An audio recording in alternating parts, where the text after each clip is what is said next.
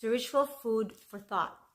Divorce plus remarriage while the covenant spouse is still living is adultery. Here's why.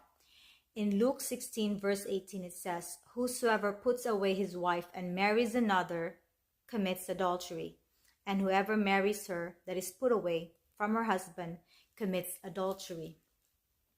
I wanted to read to you 1 Corinthians 7:39.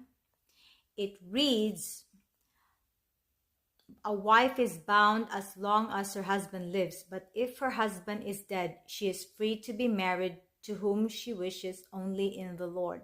So the option for married people in the Word is in 1 Corinthians 7 verse 11.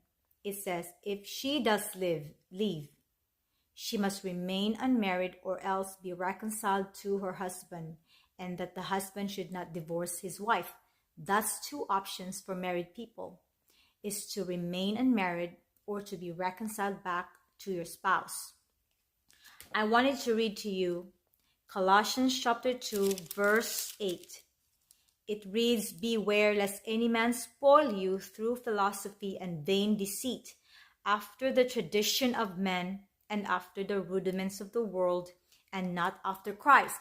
So we see this in the churches, that they are remarrying people. So I encourage you to make sure that you read the Word of God so that you are not deceived by church leaders, by pastors, priests, because these people are conformed to the ways of the world and not the ways of Christ. And so in Colossians 2 verse 20 it says, "Wherefore, if ye be dead with Christ from the rudiments of the world, why as though living in the world are ye subject to ordinances? Touch not, taste not, handle not, which all are to perish with the using, after the commandments and doctrines of men." So I encourage you, if you have been divorced, remain unmarried and wait to be reconciled back to your husband or your wife. Trust God that He will work in your life and in your spouse's life. Believe Him for what He is able to do, because He is faithful. He has given to us the ministry of reconciliation. You will find that also in the Word that is in 1 Colossians chapter 1 verse 21.